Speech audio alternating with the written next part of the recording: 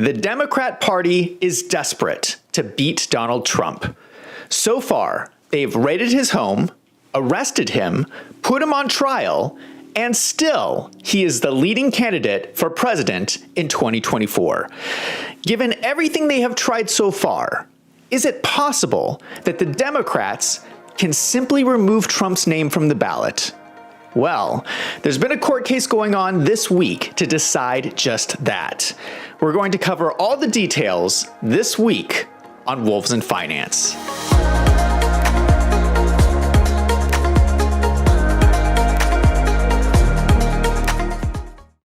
A lot of people do not realize that there are a lot of court cases going on right now in the U.S. to determine whether to take Donald Trump off the ballot.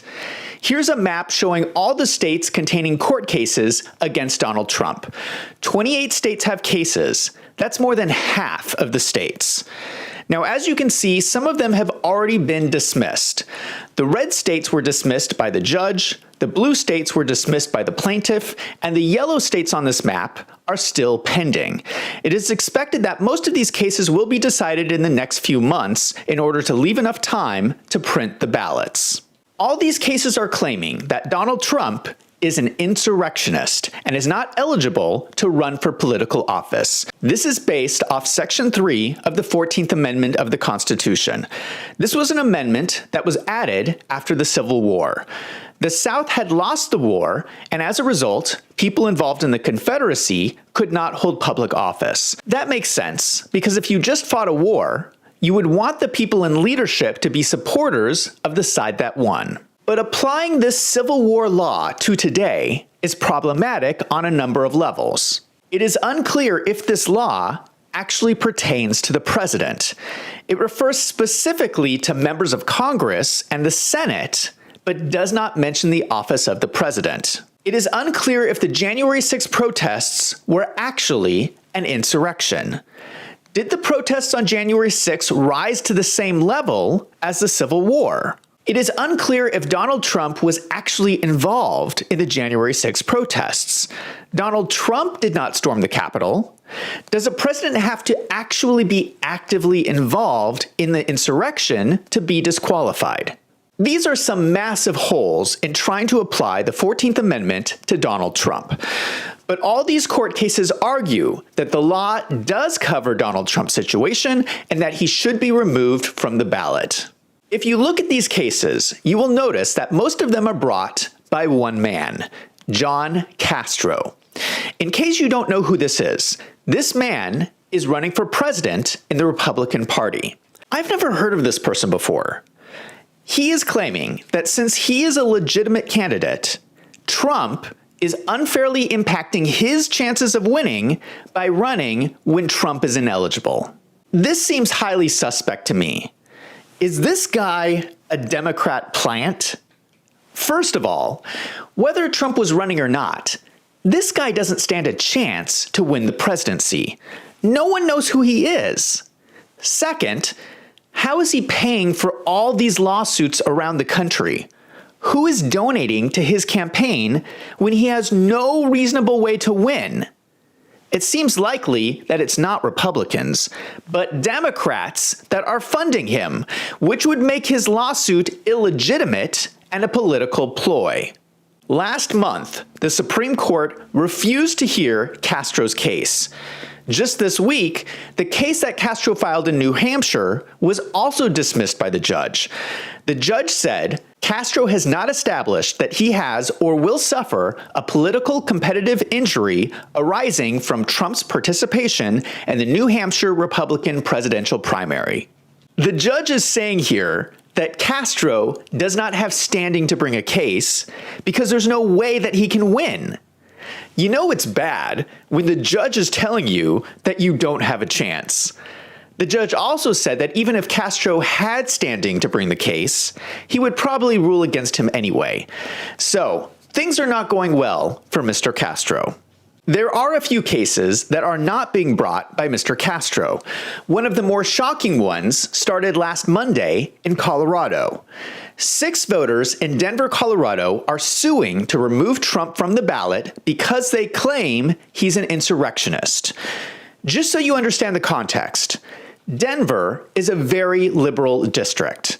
80% of people voted Democrat in the last presidential election. These 6 people are saying that they want to take away the rights of everyone else in Colorado to vote for Trump so that they don't have to see his name on the ballot. Who else is involved in this case? The judge is named Sarah B. Wallace. It turns out that the judge made a $100 political contribution to a group called the Colorado Turnout Project. When you go to their website, it says, the Colorado Turnout Project aims to prevent violent insurrections. Fighting insurrection candidates is one of the central missions of this group. As this is Colorado, it singles out Colorado Representative Lauren Boebert. Lauren Boebert is a Republican member of the Freedom Caucus. They claim on the site that she encouraged the violence, even though she had nothing to do with the protests on January 6th. This group is who this judge supports with her money. Trump's lawyers asked the judge to recuse herself because of this donation. She denied the request. She said, I do not dispute that on October 15th, 2022, prior to taking the bench, I apparently made a $100 contribution to the Colorado Turnout Project. That being said, prior to yesterday, I was not cognizant of this organization or its mission. I can assure all of the litigants that prior to the start of this litigation and to this day, I have formed no opinion whether the events of January 6th constituted an insurrection. So there you go. She does not remember making this donation, and she has no opinion whatsoever about the insurrection. Right. Here's the problem. That donation was only a year ago. How many political contributions do you make that you don't remember who you gave money to? Now, the people who are against Trump argued that the timeline allows for the judge to make these donations. This judge was appointed in August 2022. She donated the money in October 2022, and she did not start work until 3 months later in January 2023. They argue that even though she knew she was going to be a judge, she was not technically a judge yet. So this was a loophole where she could still donate to Democrats and not impact her impartiality as a judge. Are you buying this argument? Because I'm not. Whether she remembers or not, the Code of Judicial Conduct directs recusal when the judge's impartiality might reasonably be questioned. Now, what do you think? If this judge is giving money to an organization who is fighting against insurrection, do you think she can be impartial over deciding whether this situation is an insurrection? Before you answer that question, hold on. It gets worse. It turns out that she has previously given hundreds of dollars of contributions to all Democrat candidates, including the Secretary of State, Jenna Griswold. Just so you understand, the Secretary of State is the person responsible for running the elections in Colorado and is named as a party in this lawsuit against Trump. So this judge directly gave money to the person involved in this lawsuit. How can she possibly be impartial? As the case has been going on this week, Jenna Griswold has been giving statements to the press standing outside the courthouse. She said, "We've never had this type of situation occur where a sitting president incites the insurrection and then has the audacity to run again. So there are real questions about whether Section 3 of the 14th Amendment disqualifies him." From this statement, I think it's pretty obvious where the Secretary of State stands on this case. So you have the Secretary of State outside the courtroom speaking to the press, and you have the judge inside the courtroom giving money to the Secretary of State. It seems to me like this is a setup. Think of this from a personal level. This judge is in Denver County, which is 80% Democrat, and she has the opportunity to single-handedly take Donald Trump out of the election. If she rules against Trump, She's going to be a hero in her community. If she rules for Trump, everyone will hate her. She must be receiving tremendous pressure from her friends and family. In fact, if she does not rule against Trump, she's probably throwing away her own career in Denver. She might even have to move somewhere else. Now, as a judge, she should not be taking these things into consideration. She must remain impartial. But let's be realistic. She's going to be feeling pressure from all these politicians that she previously gave money to. Now let's go back to the Code of Judicial Conduct. It directs recusal when a judge's impartiality might reasonably be questioned. Now I will ask you again, do you think that this judge can be impartial? Leave your comments down below. Let's take a quick look at the facts in this case. There were protests at the Capitol on January 6. Trump gave a speech before the protest where he said, "I know that everyone here will soon be marching over to the Capitol building to peacefully and patriotically make your voices heard." Trump tweeted, "Please support our Capitol Police and law enforcement. They are truly on the side of our country. Stay peaceful." Then Trump tweeted, "I am asking for everyone at the U.S. Capitol to remain peaceful. No violence!" Exclamation point. Remember, we are the party of law and order. Respect the law and our great men and women in blue. Thank you. Those are the facts in the case.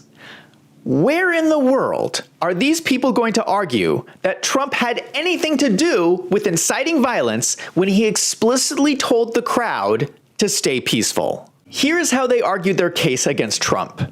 They called a man to the witness stand named Peter Simi. He's a sociology professor at Chapman University, and he calls himself an expert in right-wing extremism. This guy makes a career studying supposed political violence by Republicans. I didn't even know that was a thing.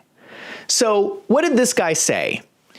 He studied the events of January 6, and in his opinion, all of Trump's statements about remaining peaceful were actually secret coded messages to instigate violence. Trump actually meant the exact opposite of what he said. He had developed this secret code that the crowd understood was direct orders to attack the Capitol, while at the same time providing Trump with plausible deniability so that he could claim he was telling people to stay peaceful. Now, I'm sorry, but this sounds like some nonsense to me. Absolute nonsense. They are arguing in court that what you actually say does not matter because your words actually mean whatever they want it to mean. I feel like this has to be some kind of prank. It has to be. I keep waiting for this judge to take off a mask, and it turns out it was Dave Chappelle this whole time. And we'd all go, "Very funny, Dave, you got us this time." Because if this is not all some kind of joke, I'm about to lose it. Halfway through the week, Trump's lawyers filed for the judge to dismiss the case on its merits. They were saying, "Come on, judge. The plaintiffs have not proven their case. This is ridiculous. Can we please stop this and I'll go home?" The judge rejected their request for a directed verdict and said there were important issues that she needed to rule on in this case. She specifically mentioned First Amendment issues. She is saying that since the 14th Amendment bans insurrection, this is in conflict with the First Amendment that grants freedom of speech. So she intends to determine whether the 14th Amendment takes away your First Amendment right to protest against the government. She wants to rule on the question that if you say things critical of the government, does that mean you are trying to create an insurrection and therefore should be banned for running for president? So not only is she going to decide whether Trump can be on the ballot, she is single-handedly going to decide whether to destroy your freedom of speech. This is the Democrats' dream. Anyone who speaks out against the Democrats can be labeled as an insurrectionist because of their speech. And then they can be kept off the ballot. If this happens, only Democrats will be able to run for office. How is that fair? And how can a judge even decide this? If you think I'm exaggerating, this is the judge in her own words. Listen carefully. These words should send a shiver down the spine of every American. She is talking about how she is going to redefine freedom of speech. However, even if it was appropriate, I would deny because the motion brings up significant legal issues, many of which have never been decided by any court. For instance, essentially one of President Trump's arguments is that the First Amendment displaces the 14th Amendment, or at the very least, the court needs to interpret the 14th Amendment with a First Amendment overlay. The petitioners argue that I should apply the 14th Amendment on its face and that it is not subject to or somehow a lesser amendment than the First Amendment. There's clearly a conflict. On the one hand, you have people in the 1800s being disqualified for writing a letter to the editor. Clearly speech. On the other hand, you have a body of law holding the standards for finding incitement are very high, and the speech needs to be very specific. The court is not prepared today to reconcile those two bodies of law. Similarly, on the one hand, intervener Trump argues the court cannot look at statements that are in a glacial pace to find incitement. However, the petitioners argue that I can look at those statements for context and to infer intent and a plan for incitement they contend was caused by the January 6th speech. Trump argues that the January 6th speech does not meet the standard of incitement, but then I have Professor Simi stating that based on the relationship that was built, the words were coded. Petitioners argue in the cited cases that the courts will look at the coded language when determining incitement. Now, as this judge decides whether to take away your rights, I think we have to keep a couple of things in mind. Trump has already won an impeachment hearing about this very issue. 1 week before he left office, Congress started impeachment proceedings claiming he was guilty of insurrection. In a bizarre series of events, the Senate held an impeachment hearing after Trump had already left office. The result of the hearing was that Trump was determined to be not guilty of insurrection. So it has already been ruled that Trump did not commit insurrection. Trump is also currently fighting 2 questionable lawsuits about the January 6 protests. Special prosecutor Jack Smith is charging Trump with obstructing an official proceeding. Fani Willis, the district attorney of Fulton County, Georgia, is charging Trump with racketeering under the RICO statute. But wait a minute. None of these cases are actually charging Trump with insurrection. So this judge in Colorado is trying to determine if Trump is guilty of insurrection when the other cases against him are not even prosecuting him for insurrection. For some additional context, let's look at a similar incident that is going on at the same time. Democrat Representative Jamal Bowman was charged last week with pulling a fire alarm in a House office building when there was no emergency. He is receiving a plea deal where the misdemeanor charge will be completely dropped if he pays a $1,000 fine and writes a letter of apology. What? He pulled this alarm right before the Congress was scheduled to vote on a funding bill he strongly opposed. People are accusing him of pulling the alarm to stop the vote. That sounds like obstructing an official proceeding.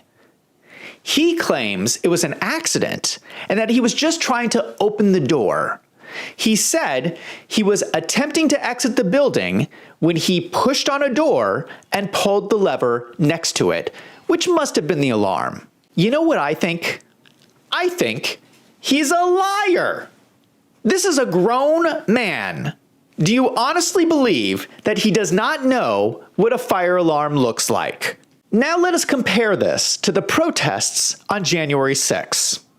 Here is a video of a person known as the QAnon shaman. He is being led through the Capitol building by police officers. He was sentenced to almost 3.5 years in prison for the charge of obstructing an official proceeding. But if you look at the video footage, it doesn't look like he's obstructing anything. The police are actually opening the doors for him. Okay, so let me see if I understand this. A Democrat congressman pulled a fire alarm to obstruct an official proceeding, and nothing happens to him. A Republican protests an election by peacefully walking through the Capitol building, escorted by police, and he is thrown in prison for years. This is why people are claiming there is a two-tiered system of justice in America.